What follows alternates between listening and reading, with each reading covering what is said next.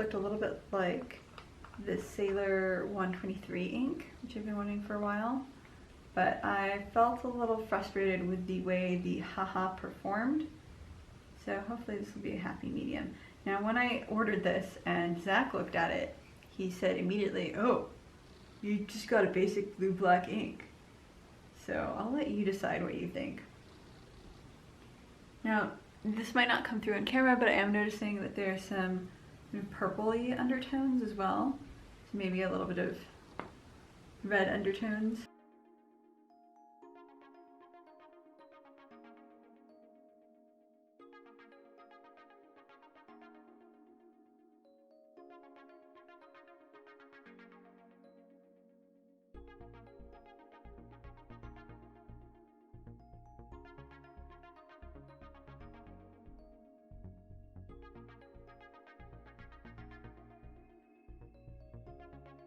Okay, so this is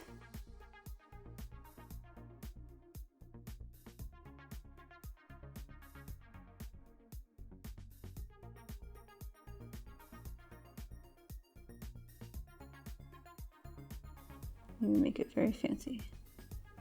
Okay.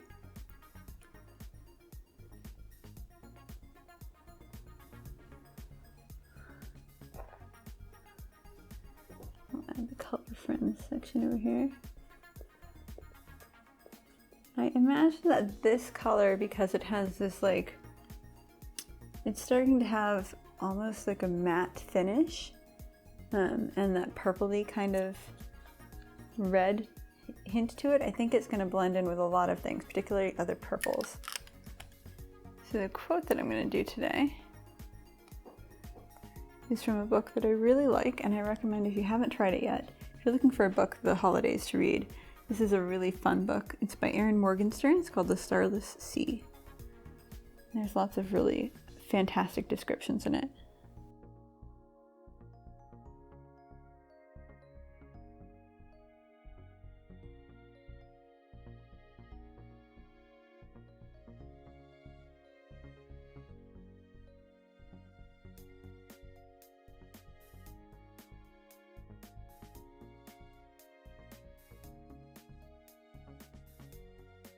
There's some interesting shading that seems to happen as it's writing, but it's not as apparent afterwards. So this might be more of a pen that you enjoy for the writing experience and less so for the effect afterwards. There is a bit of an effect, and you can see in the paper towel here that there's definitely some red going on in this ink.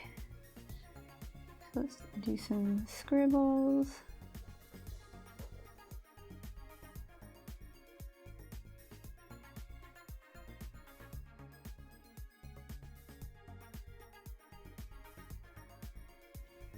All right, so this is a very wet, slow drying ink.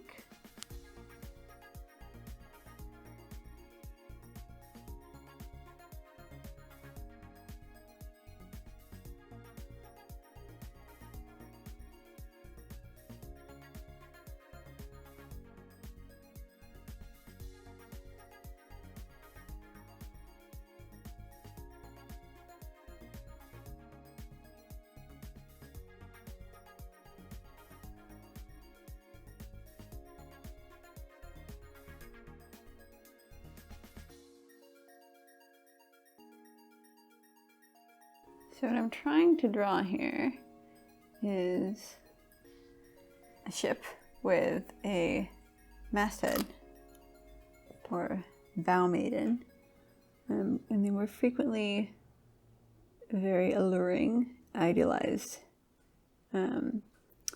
ladies. They were supposed to bring good luck to sailors. And I've heard that at least back in the early days of exploration, sailors were very superstitious.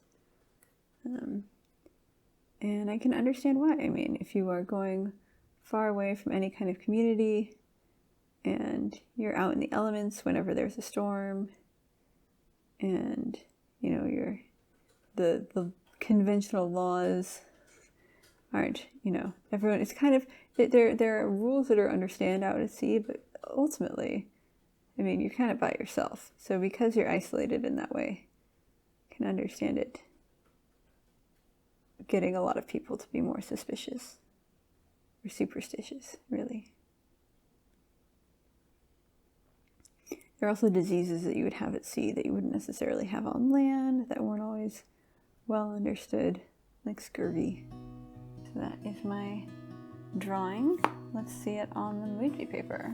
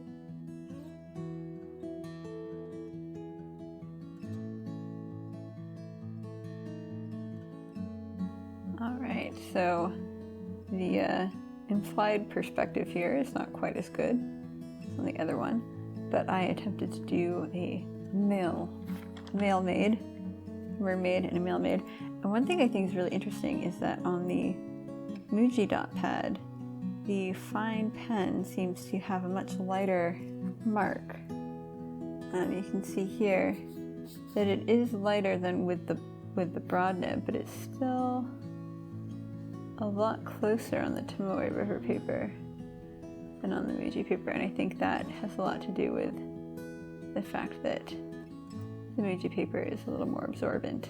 So that's an interesting feature. Also the matte, I don't know if you can see here, but the sort of matte layer that forms on the top, much like the Lidate ink, has this kind of matte feature, makes it look, overall, ink look less dark on this paper than on this paper, which I think is really interesting. Because it's absorbed, it's a little shinier, and the color looks deeper as a result. So you can really see it in the hair and the arm over here. And this is dried by now, so it's not a difference of dry time. Wow, yeah, that's pretty cool. I do like the smearing effect. You can really see those kind of purple highlights come out in that. And I am super excited to try playing around more with this ink. It's met my expectations. I don't know if it's quite like the 123, but it is more like the 123 than a basic blue black. So I'm excited for that. All right, thanks for joining me for this ink review. I'll see you in my next one.